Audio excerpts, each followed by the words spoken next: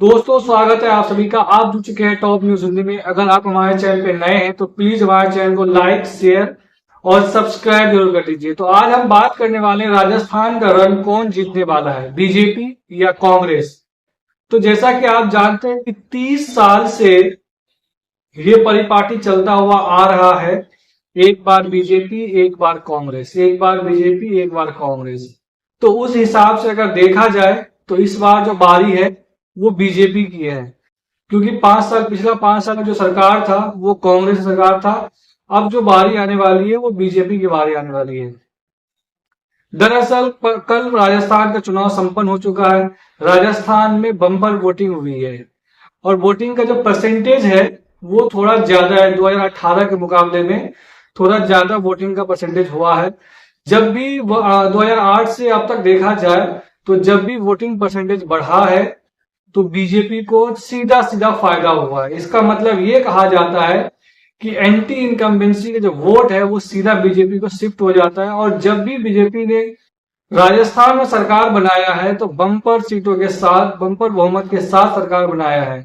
पिछला सरकार जो था 2014 से 2019 तक, उसमें 13 से 19 तक, जो 18 तक हुआ था, उसमें कांग्रेस को बीजेपी को 156 सीटें मिली थी। लगभग 150 से ज्यादा सीटें मिली थी और कांग्रेस को मात्र 21 सीटें मिली थी।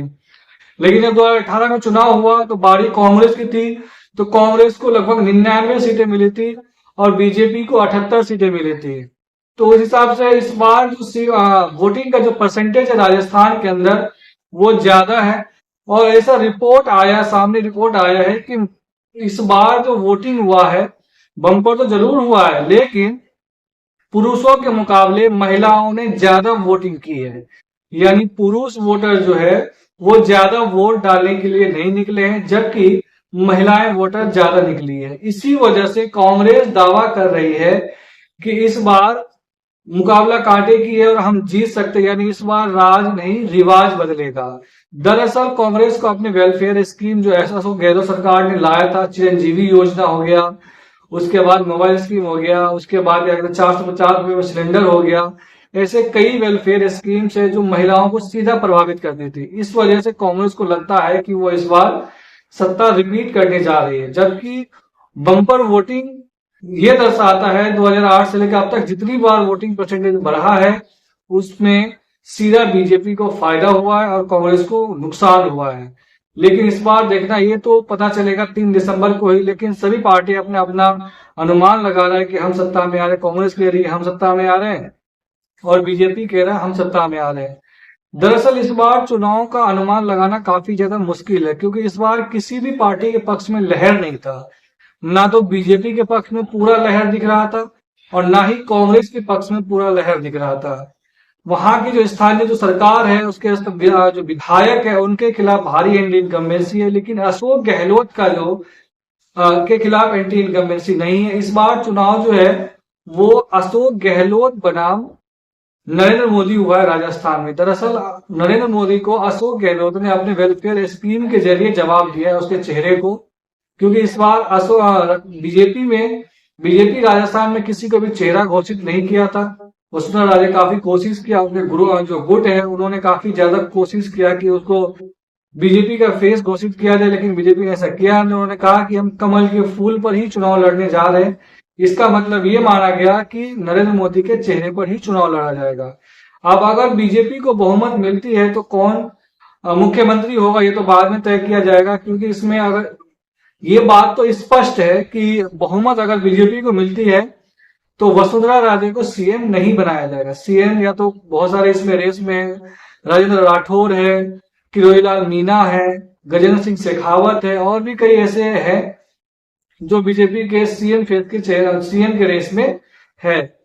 अब हम बात करते हैं, बीजेपी ने इस बार 4 सांसदों को चुनाव लड़ाया था राजस्थान में, जिसमें 3 सांसद जो है उनका सीट फंसा हुआ है और एक सांसद जो विद्याधर नगर से लड़ रही है चुनाव, वो शायद वहां से वो चुनाव जीत जाए।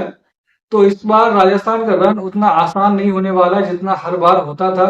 30 साल का परिपाटी है जरूर इस बार जो बीजेपी का टर्न है, लेकिन जनता ने अपना संदेश दे दिया है बहुत सारे विश्लेषक ये कहते हैं कि इस बार जो चुनाव है काफी रोचक है, कांटे का मुकाबला है, कोई भी जीत सकता है। मेरा अपना पर्सनल असेसमेंट है, आकलन है कि इस बार राजस्थान में क्लियर मेजोरिटी मिलेगा, चाहे जिस पार्टी को मिले। मुझे ऐसा लगता है कि बीजेपी को राजस्थान के अंदर अपर हैंड है, और अगर वो सत्ता में आती है तो वो 120 से 130 सीटों के साथ आएगी, क्योंकि यहाँ पर वोटिंग का जो परसेंटेज है 2018 के मुकाबले में थोड़ा ज्यादा है। लेकिन पिछली बार भी अगर बराबर बराबर का मुकाबला रहता है वोटिंग परसेंटेज का, तो आपने 2018 का चुनाव देखा होगा, थोड़ा बहुत का फर्क था, तो उसमें कांग्रेस को 99 सीट आ गई और बीजेपी को 78 सीट मिली थी। लेकिन अगर परसेंटेज बढ़ता है तो बीजेपी को सीधा सीधा फायदा होता है और वो बम्पर बहुमत के साथ सत्ता में आती है। तो मेरे हिसाब से मेरा आकलन, मेरा असेसमेंट ये कहता है कि बीजेपी राजस्थान में सत्ता में जो आ रही है, और कांग्रेस जो है यहाँ पर मुझे लग रहा है कि 70 से 80 सीटें जीतने में कामयाब हो जाएंगी। हार तो होगी, लेकिन इतना बुरा हार नहीं हो सकता है, इतना बुरा हार नहीं होगा। दरअसल गहलोत ने काम तो बहुत अच्छा किया, कुछ ऐसा भी हो सकता है कि इस बार जो ओपीएस का मुद्दा काफी ज्यादा हावी रहा राजस्थान में।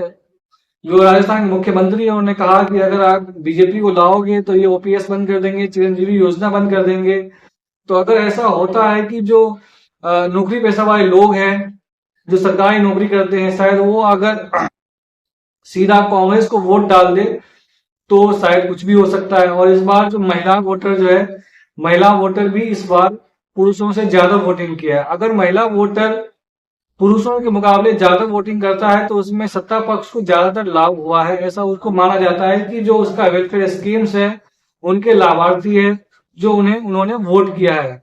तो कांग्रेस का भी मानना है कि जो महिला वोटर आई है, वोट दिया है, वो कांग्रेस पार्टी को वोट दिया है, उसके वेलफेयर स्कीम के लाभार्थी है जो उन्होंने वोट किया है।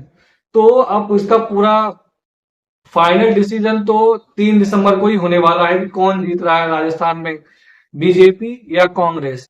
लेकिन बीजेपी ने इस बार अपने सांसद 4 सांसद को लड़ाया था, इसमें 3 सांसद चुनाव का उसका फंसा हुआ है। एक सांसद जिसमें विद्याधर से चुनाव लड़ रही है वो शायद वहां चुनाव जीत जाए। बाबा बालकनाथ के सीट पर जो तिजारा से लड़ रहे हैं वहां पर बम्पर वोटिंग हुआ है। इसका मायने ये है कि वहां पर ध्रुवीकरण हुआ है। अगर इन दो राजस्थान के 2 ऐसी सीट है जहां पर बम्पर वोटिंग हुई है, एक है तिजारा सीट, दूसरा है पोखरण सीट।